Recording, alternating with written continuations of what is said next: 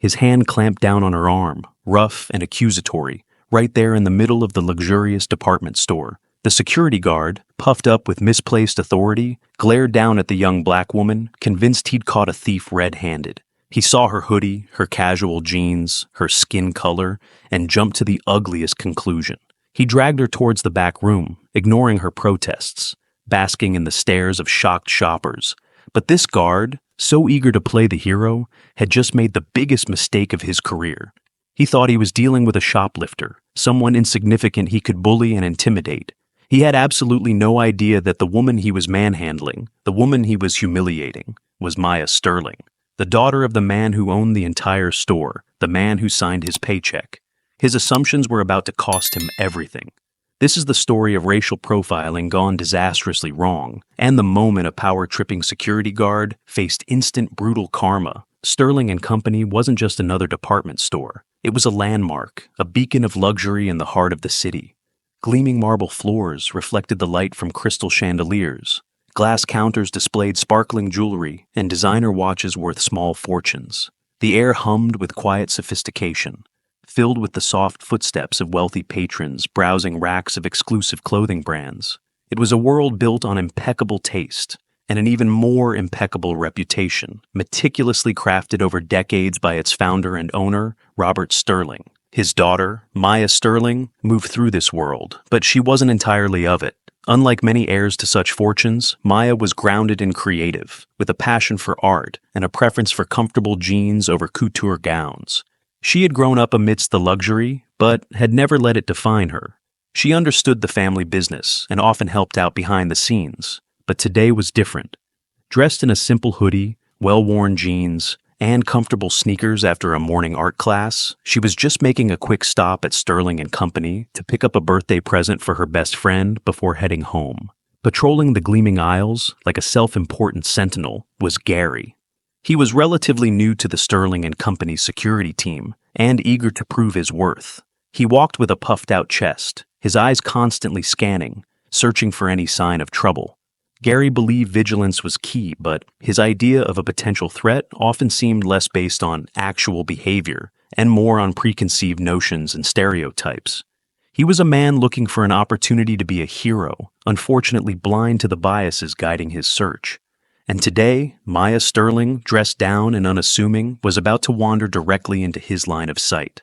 Maya walked into Sterling and Company, nodding a quick hello to a familiar salesperson near the entrance before heading towards the jewelry department on the first floor. She had a specific necklace in mind for her friend's birthday, something delicate and unique she'd seen advertised online. Dressed comfortably in her hoodie and jeans, carrying a simple canvas tote bag from her art class, she stood out subtly against the backdrop of tailored suits and designer handbags worn by the other shoppers. Gary, the security guard, noticed her immediately. His eyes narrowed, tracking her movements as she walked past the high-end cosmetics counters. She doesn't look like she belongs here, he thought, his internal alarm bells already ringing. Hoodie, jeans, probably can't afford anything in this place. He began to follow her, keeping a discreet distance but never letting her out of his sight. Maya browsed the displays, moving from one counter to the next. She picked up a pair of earrings, examined the price tag, and put them back. She paused at a display of watches, glancing around, perhaps trying to locate the specific necklace she was looking for. Gary, watching from behind a strategically placed mannequin, interpreted her actions differently. Why is she looking around so much? Checking for cameras? Staff? He wondered. Maya pulled out her phone, likely checking the store's website or texting her friend about the gift. Gary tensed. Texting an accomplice? Giving a signal? Every innocent action Maya took was filtered through Gary's biased lens, twisted into something suspicious, something potentially criminal. Finally, Maya arrived at the counter holding the delicate silver necklace she'd come for. She admired it, holding it up to the light. It was perfect. She snapped a quick picture with her phone, probably to get her friend's opinion, then carefully placed the necklace back onto its velvet stand. She wanted to see one other option, a pair of matching earrings she'd noticed nearby, before making her final decision and heading to the register. But Gary didn't see careful consideration. He saw sleight of hand. From his vantage point, obscured by distance and his own burgeoning suspicion, it looked like she pretended to put the necklace back. He imagined her slipping it quickly into her pocket or her bag, Gotcha, he thought, a surge of adrenaline coursing through him. He was convinced. He'd seen enough. This casually dressed young black woman was clearly a shoplifter, and he, Gary, was going to be the one to stop her. His suspicion, built on a foundation of prejudice and misinterpretation, solidified into absolute certainty. He moved from the shadows, ready to make his move. Just as Maya turned away from the jewelry counter to look at the nearby earring display, Gary stepped out from behind the mannequin, moving swiftly to intercept her. He planted himself directly in her path, blocking her way.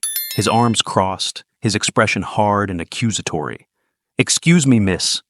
His voice was loud, sharp, cutting through the quiet murmur of the store. Heads turned instantly.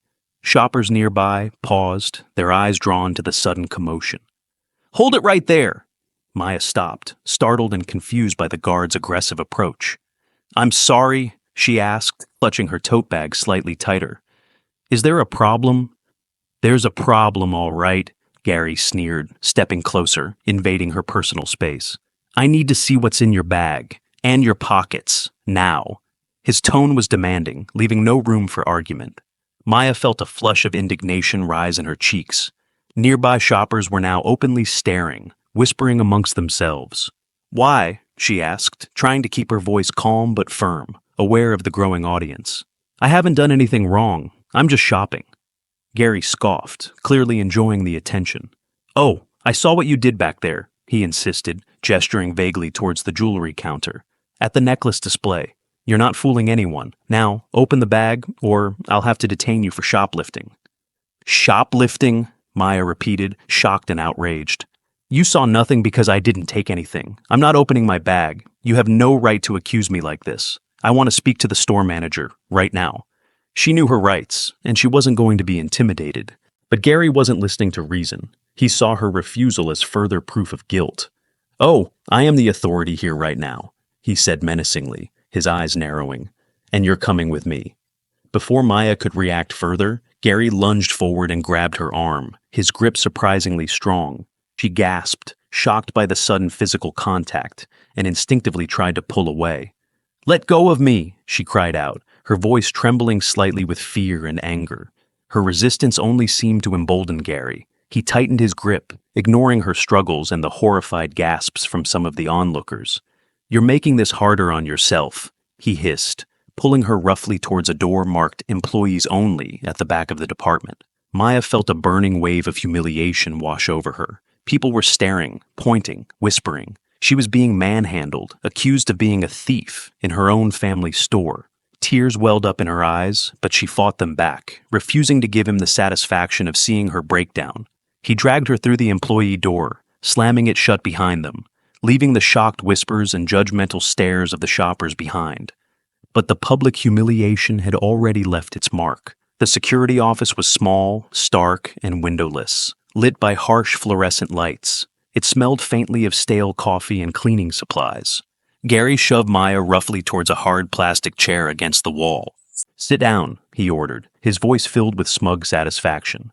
He stood over her, arms crossed, clearly relishing his perceived authority. Maya, shaken but defiant, refused to cower. She sat down but kept her back straight, meeting his glare with a mixture of anger and disbelief. "You have no right to hold me here," she stated firmly, though her heart was pounding. "Oh, I have every right," Gary retorted, leaning closer. "I caught you trying to steal merchandise. Now, let's try this again. Where's the necklace? Did you stash it somewhere on your way back here? Did you pass it off to someone?" He looked around the small office as if expecting to find the missing item hidden behind a filing cabinet. "I told you I didn't take anything," Maya insisted, her voice rising slightly despite her efforts to remain calm. "You are making a huge mistake. If you just check the inventory or review the entire security footage properly, you'll see I put the necklace back." Gary scoffed, rolling his eyes. "That's what they all say. A classic move. Pretend to put it back. Palm it when no one's looking. I've seen it 100 times. He paced back and forth in the small space, radiating impatience. "Look, people like you think you can just walk into a high-end store like this and—" He stopped himself, but the implication hung heavy in the sterile air. Maya's eyes narrowed. "People like me?" she repeated, her voice dangerously quiet. "What exactly is that supposed to mean?" Gary waved a dismissive hand, clearly uncomfortable now that his prejudice was being called out, but unwilling to back down. You know what I mean? Trying to blend in, looking for an opportunity. Let me call my father, Maya interrupted, her tone now ice cold.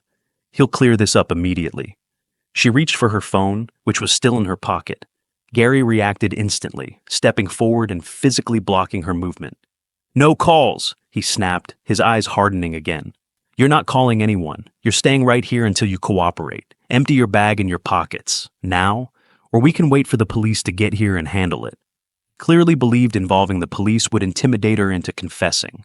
Maya felt a wave of despair wash over her. She was trapped. This guard wasn't interested in the truth. He was blinded by his own biases, convinced he had caught a criminal. He wouldn't listen to reason, wouldn't check the evidence, wouldn't even allow her to make a phone call. He held all the power in this small, windowless room, and he was determined to use it against her. Fear began to mingle with her anger, a cold knot tightening in her stomach. How was she going to get out of this? While Maya was being unjustly interrogated in the back office, her father, Robert Sterling, arrived at the store's main entrance. He had arranged to meet her briefly before heading to a business lunch. He glanced around the bustling main floor, expecting to see her browsing near the entrance or waiting by the escalators. When she wasn't there, a flicker of concern crossed his face. Maya was usually punctual. He approached a nearby sales associate, a young woman he recognized. "Excuse me, Clara, have you seen my daughter Maya come in this morning?" The associate looked nervous, shifting her weight from foot to foot. "Mr. Sterling, sir." "Yes. She came in a little while ago." She hesitated, glancing towards the back of the store. "There was some sort of incident with security. I think they took her to the back office." Robert Sterling's face hardened instantly. "Incident? Security?" His concern morphed into a cold, sharp anger. Without another word, he strode purposefully towards the employees-only door Gary had dragged Maya through, his long strides eating up the distance across the polished floor. He didn't bother knocking. He pushed the door open forcefully, stepping into the small security office. The scene that greeted him made his blood run cold. His daughter Maya was sitting in a chair, looking shaken but defiant, while the security guard, Gary, stood over her, leaning in menacingly. Gary spun around, startled and annoyed by the intrusion, ready to assert his authority over whoever had dared to enter his domain. "Sir, you can't be back here," he snapped, puffing out his chest. "This is a restricted area. I'm dealing with a shoplifter." Robert Sterling's eyes, however, weren't on Gary. They were locked onto Maya, taking in her distressed state, the fear mingled with anger in her eyes. Then, his gaze shifted to Gary, noticing the aggressive posture, the proximity to his daughter. A quiet, dangerous fury settled over him. "A shoplifter?" he repeated, his voice dangerously calm, deceptively soft, yet carrying an unmistakable edge of menace. He took a step further into the room. "Get away from her. Now!" Gary, still oblivious, bristled at the command. "Sir, with all due respect, I caught her red-handed near the jewelry counter. She was trying to conceal merchandise." Robert Sterling cut him off, his voice dropping to an icy whisper that was far more terrifying than any shout. "You caught my daughter, you incompetent fool!" The words hung in the air, sharp and devastating. Gary froze, his eyes widening, confusion warring with dawning horror. "That," Robert Sterling continued, gesturing towards Maya with a protective fury, "is Maya Sterling, my daughter. The daughter of the man who owns this store." The revelation hit Gary like a physical blow.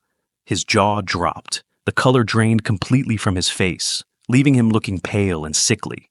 He stumbled back instinctively, letting go of Maya's arm as if it had suddenly become white-hot. The smugness, the authority, the certainty. It all evaporated in an instant, replaced by pure, unadulterated terror. He stared at Maya, then at her father, his mind struggling to comprehend the catastrophic magnitude of his mistake. The shoplifter he had profiled, harassed, humiliated, and physically detained wasn't just a customer. She was the owner's daughter. He hadn't caught a thief. He had assaulted the heiress to the Sterling and Company fortune. His career, he realized with sickening certainty, was over. Robert Sterling moved swiftly to Maya's side, placing a protective arm around her shoulders. His fury, previously contained, now radiated from him like heat. He turned his icy gaze back to the trembling security guard, Gary, who looked like he might faint. "Explain yourself," Mr. Sterling commanded, his voice low but laced with steel. "Now, why is my daughter being held in this office? Why did you accuse her of stealing? Why did you put your hands on her?" Gary, utterly terrified, could barely stammer out a response. "Mr. Sterling, sir, I swear, I didn't know. She looked suspicious. The clothes she was wearing, and at the jewelry counter, I thought she pocketed something." He was grasping at straws, trying desperately to justify his actions, but his words sounded hollow even to his own ears. Mr. Sterling cut him off, his voice dripping with contempt. "You thought? You didn't think to check the security cameras properly? You didn't think to verify the inventory with the sales staff? You didn't think to treat a customer, any customer, let alone my daughter, with basic human dignity and respect?"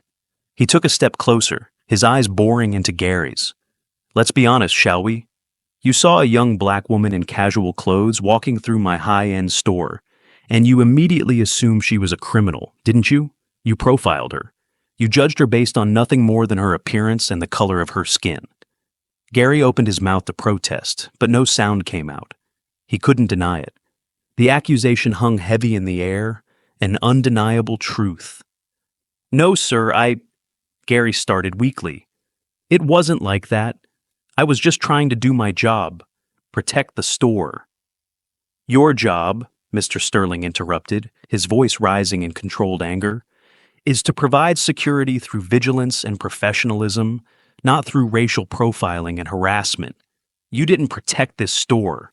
You assaulted a customer, my daughter. You are a liability, a disgrace, and an embarrassment to the Sterling and Company name." He pointed decisively towards the door, his decision absolute. "Get your personal belongings from your locker. You're fired, effective immediately. Leave the premises now." Gary looked utterly crushed, his face a mask of despair. He opened his mouth as if to plead, perhaps beg for a second chance, but one look at Mr. Sterling's unforgiving expression told him it was useless. The damage was done, the line irrevocably crossed.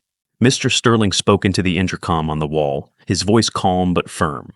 "Security to the back office, level 1, immediately." Within moments, 2 other, more senior-looking security officers arrived. They glanced at the scene, Mr. Sterling furious, Maya shaken, Gary looking terrified, and understood immediately. "Escort this man," Mr. Sterling instructed, gesturing towards Gary. "Off the premises. Ensure he retrieves only his personal items. He is no longer employed here." Without a word, the officers flanked Gary, guiding the defeated, disgraced guard out of the office and out of the store. The justice was swift, decisive, and absolute. Gary's brief, power-tripping tenure at Sterling and Company had come to an abrupt and humiliating end. In the quiet aftermath, Robert Sterling focused his attention on his daughter, Maya. He saw the lingering fear and humiliation in her eyes, and his anger towards Gary was replaced by a deep sadness that she had experienced such blatant prejudice, especially within the walls of her own family's business. He comforted her, reassuring her that what happened was entirely Gary's fault, a product of ignorance and bias, not any wrongdoing on her part. But Robert Sterling knew that comforting his daughter wasn't enough. This incident was a glaring wake-up call. He was furious that such profiling could happen under his own roof. That same afternoon, he called an emergency meeting with his entire management and security team. He recounted the incident in detail, his voice tight with controlled anger, making it crystal clear that racial profiling and disrespectful treatment of any customer would absolutely not be tolerated at Sterling and Company. Effective immediately, mandatory comprehensive implicit bias and sensitivity training was scheduled for all employees, with a particular focus on security personnel. Store policies regarding customer interaction and suspected shoplifting were thoroughly reviewed and revised, emphasizing de-escalation, verification through multiple means, like camera footage and inventory checks, and treating every individual with dignity until concrete proof of wrongdoing was established. Mr. Sterling made it plain. Another incident like the one involving Maya would result in immediate termination, no exceptions. Maya, though deeply shaken by the ordeal, found strength in her father's swift action and the subsequent changes within the company. It was a harsh lesson, a painful reminder of the reality faced by so many Black people simply navigating public spaces. The constant scrutiny, the suspicion, the burden of having to prove their innocence. The experience solidified her resolve to use her own privilege and voice to advocate for change, both within the family business and beyond. What happened at Sterling and Company served as a stark illustration of the pervasive nature of racial bias and the devastating impact of shopping while Black. It underscored the crucial need for awareness, training, and accountability to dismantle the prejudices that lead to such humiliating and unjust encounters. Gary's mistake cost him his job, but the real change came from the commitment to ensure such an incident would never happen again, fostering an environment where everyone, regardless of their appearance, felt safe, respected, and truly welcome. Please remember to share, like, and subscribe to this channel. Also, don't forget to turn on post notifications to be among the first to watch our videos. See you in the next video.